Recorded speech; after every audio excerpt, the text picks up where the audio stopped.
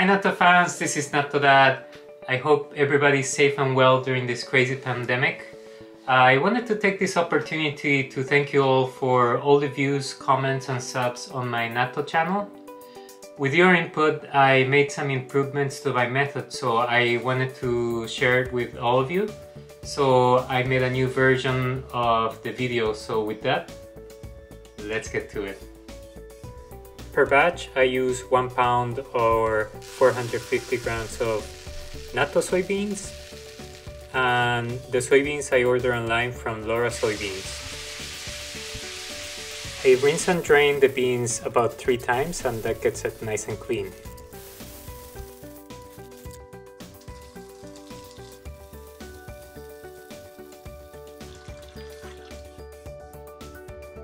Soybeans take a long time to hydrate, so I leave it for at least 20 hours and up to 24 hours.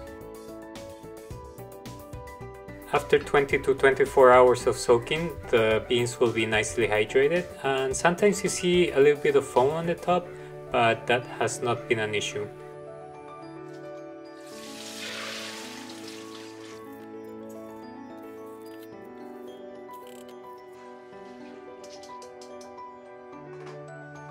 The beans should not be touching the water, so I usually put a plate on the bottom. Before you start the cooking time, make sure to build the pressure. On mine, I have to wait to 15 psi, which is about 1 bar. Once you build the pressure, start the 40 minutes of cooking time. While the beans are cooking, sanitize the tray and utensils. I'm using boiling water, but you can also use alcohol or chemical sanitizers. Okay, now that the 40 minutes of cooking time are over, set aside and cool to depressurize.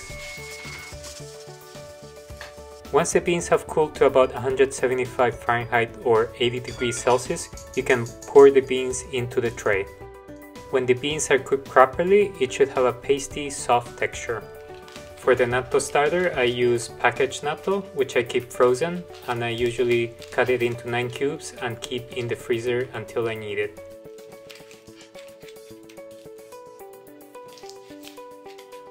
On this occasion, I made 2 batches, so that's why you see 2 trays, and I use 1 cube per batch of 1 pound or 450 grams of dry soybeans. After I cover the frozen starters, I will put 2 spoonfuls of the water from the pressure cooker to give it extra moisture during the fermentation.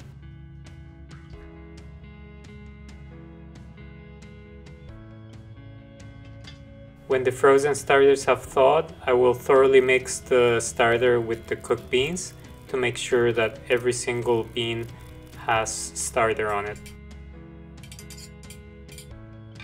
After the beans are flattened out, place 1 cling wrap on the tray and poke holes with a toothpick.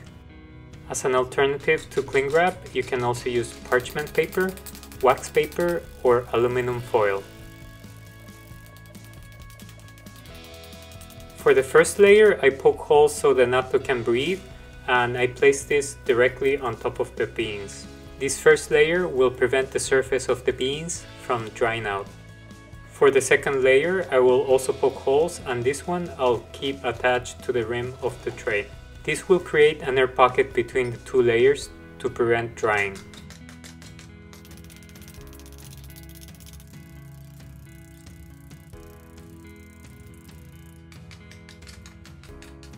For the heating source, you can use a 150 watt ceramic heat emitter with a thermostat, or also use an electrical burner with the thermostat as well. So this is the basic setup that I have in the oven. This is a single heater electrical coil that will go inside the oven on the bottom, and this will give the heat.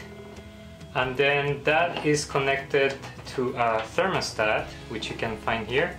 You can set the temperature up or down, and this comes with a probe, and this also goes into the oven, and I usually dangle it from the top to read the temperature where the natto is fermenting. And finally, this is the plug that goes directly into the wall and it gives the power to the system. So that's the setup. Inside the oven, I put the heat source on the bottom, a plate with water for extra moisture in the middle, and the fermenting trays on the upper portion. I hang the temperature probe for the thermostat on top and it's ready to go. I set my thermostat to 98 degrees Fahrenheit or 36 degrees Celsius, with the ideal temperature for natto fermentation being between 95 degrees Fahrenheit to 113 degrees Fahrenheit or 35 degrees Celsius to 45 degrees Celsius, so it is a little bit higher than yogurt making or bread making. Okay, so after 18 hours of fermentation, the natto is ready to eat. With a successful natto fermentation, you will see a white halo around the beans and you will see a very even translucent growth on the beans.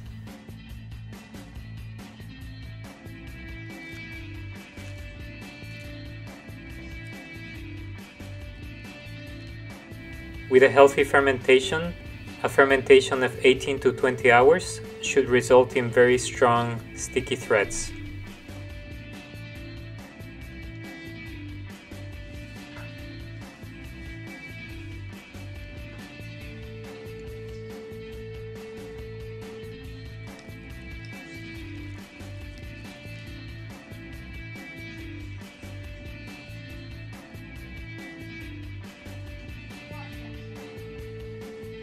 Right after fermentation, the natto is ready to eat and it can keep in the fridge for up to 2 weeks, and after that I would portion out and freeze for longer storage.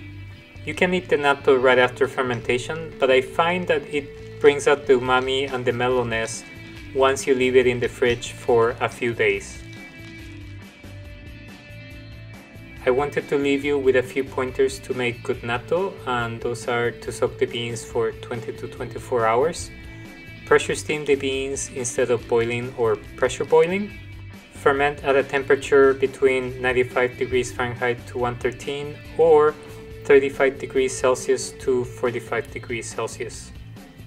The natto should be done at 18 hours of fermentation, and that can be extended to 22 hours and 24 hours at most. And finally, once the fermentation is done, you can store in the fridge for up to 2 weeks, and after that you can portion out and freeze.